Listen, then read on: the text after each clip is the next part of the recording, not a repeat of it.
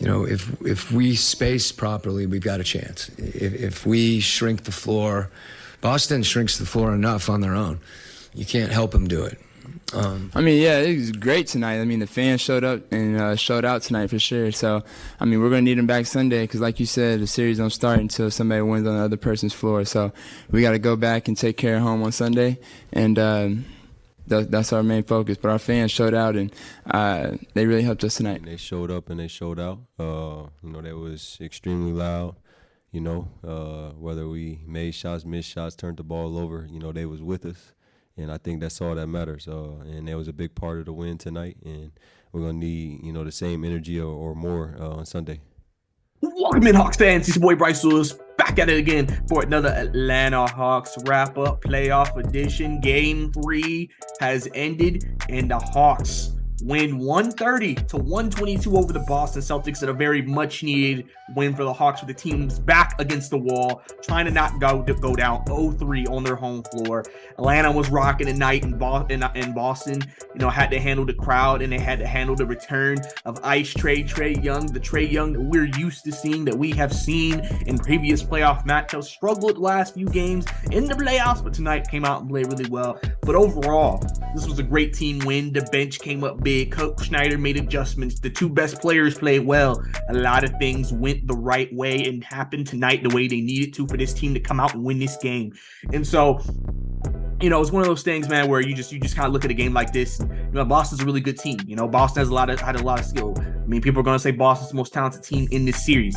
And so as the Hawks, you got to make sure you don't do things to give them a chance to blow you out of the building or just to get you down early. And I think the Hawks did a good job of that. It was very competitive early on. High scoring fest. The key to this game was going to be to keep the shot making up, and they were able to. Their shot making was really, really high. This is the level you need to be at in terms of shot making to win championships in this league. Boston has shown that. The Hawks showed that tonight, and so that was big. But let me get into it, man.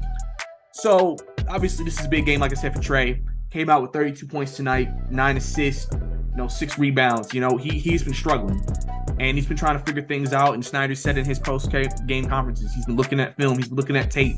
He's been trying to figure. And sometimes in this league, bro, that's how it is. You just got to figure it out.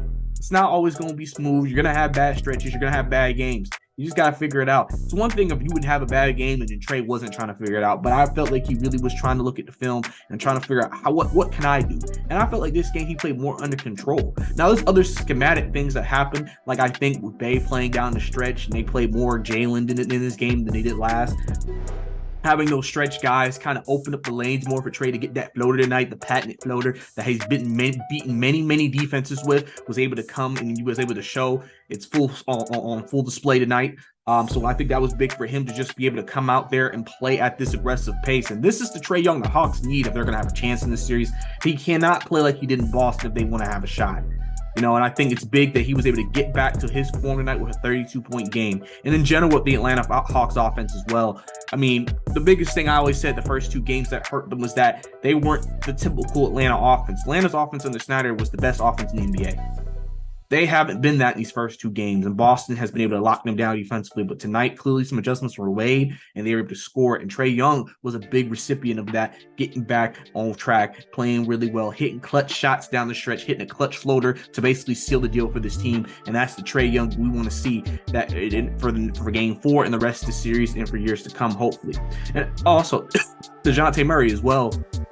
Big game tonight for him. He's been pretty good all series. Pretty much DeJounte's been probably our most consistent Hawk outside of Bogdanovich, I would say, this series. Tonight, again, was just well on display. He had 25 tonight, 6 rebounds, 5 assists. Pretty consistent with what he does. He was getting to his spot in the mid-range tonight. Was able to make a couple of those shots. And I think it really helped. I think we have both of your guards playing at the level they playing at, especially with the spacing they had tonight. He really was able to show what both of them could do on display. You saw that with DeJounte. Big for him, just doing what he can out there. He did a really good job, like I said, just running the offense and like I said, taking what the defense giving him. I feel like, DeJounte during that stretch during the regular season where he was struggling, I feel like there was a lot of poor shots. Tonight, I felt like, he took a couple of contested shots, and that's, again, part of the shot making element you're going to have to win win at a high level in this league. But I feel like DeJounte also was able to get good, smart shots tonight. A good couple mid-ranges right there at the top of the key, and he was able to do a lot of good things for the team. So it was really big for him to come out with this performance, with Trey in that backcourt, and basically make it where either player, whoever is on the floor, can hurt you. And that's really big, I think, for the Hawks. Overall, like I said, bench played really well tonight, especially in that first half.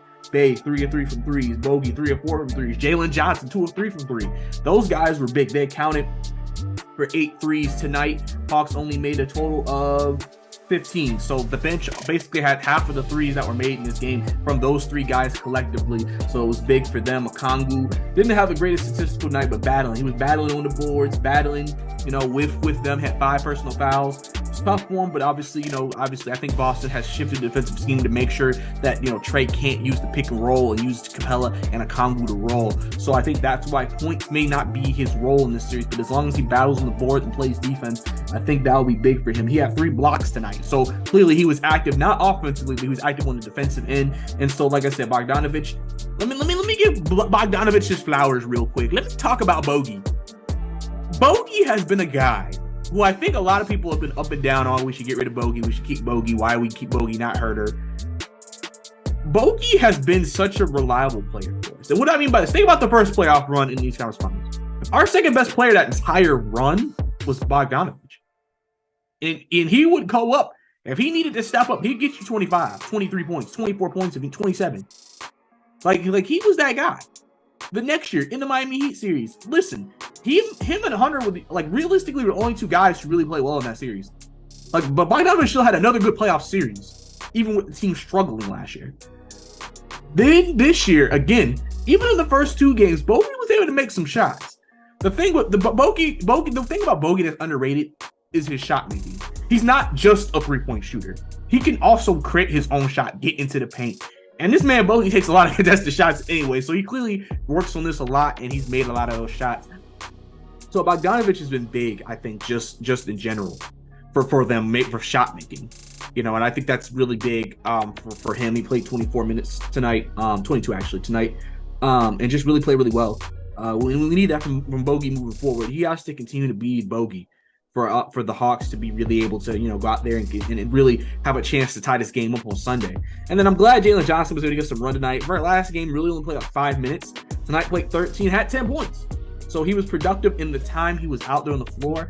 It just helped. I think, like I said, Quinn Snyder made that adjustment late in the game to not go with JC. He had Jalen start the quarter, give Bay some blow, and Bay came in and finished the game. And that's kind of probably how the team has to finish up games moving forward, just because Bay's the better option, who also had a really good night tonight. And really, Bay also, I said, needed to step up. Bay was terrible the first 2 games in Boston. And tonight, he was able to come back in front of our crowd and play better basketball. If those realistically, if those guys, the bench continues to play well, the Hawks will have a chance. The issue is that the first 2 games, the bench didn't really play well. So really, and then you have the starters not playing well. So then, obviously we're getting blown out. But the bench came out and also brought that energy that they needed, even when the starters came off the floor. And that was really big for them moving forward and everything. And like I said, Clint Capella had a double-double tonight. Hunter struggled tonight. I thought he worked hard guarding Tatum. I think he worked hard. Everybody he guarded. Sometimes in these type of situations, if your shot's not going down, if you can just defend, that's what he's supposed to be, as a 2-way guy.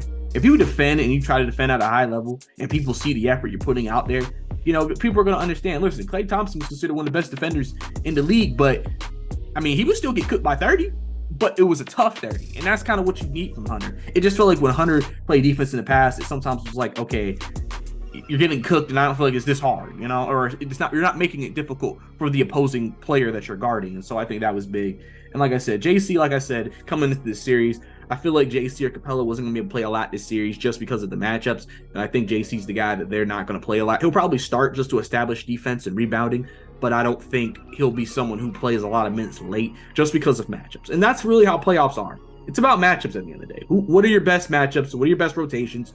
What's the best way to attack a team? Usually regular season, you kind of just play your rotations and just kind of like whatever, right? Pro seasons, when you kind of like, all right, well, who legitimately should we be playing in these spots against these matchups so we can actually continue and try to extend our season. So like I said, a lot of good things happened tonight. Crowd, like I said, was great players. Obviously, beginning of the video, you saw was really just talking about how great the energy was with the crowd, and that really helped him out tonight. I just think realistically, man, coming into Sunday's game, it's going to be tough. Boston probably coming out of this game thinking, listen, we didn't play our best and we were still in this game basically all the way.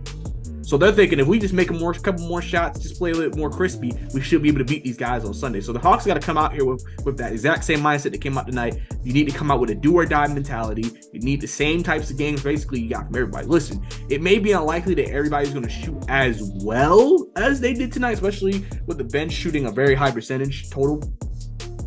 But you're definitely you probably will want more from Hunter. You probably would want more from Okongwu if he can give you some. You want to try to keep around the same from Bay and Bogey and Jalen as well. And then hopefully, like I said, the guys can just continue to play well. They score 130 points tonight.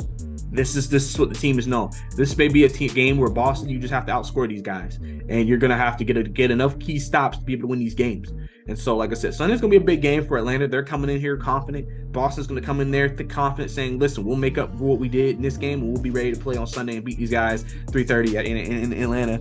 So, I mean, the series could either go 3-1, Boston's going back to close, or going back 2-2 with Atlanta. Even if they don't lose game 5, knowing they'll have a game 6 back in the A, trying to get this game maybe to a game 7 if that's the case going forward. But like I said, really happy for the guys, really proud of the performance these guys put out tonight. Really just balled at a high level and did what they need to do to keep their season alive, just one more game at least in this postseason. So, like I said, happy for the guys, happy for the team. Just got to continue to ride this momentum going forward. And like I said, it's just one. Now it's time to get two. This is your Atlanta Hawks wrap up. It's your boy Bryce Lewis signing out. Different, man. Back at it Sunday.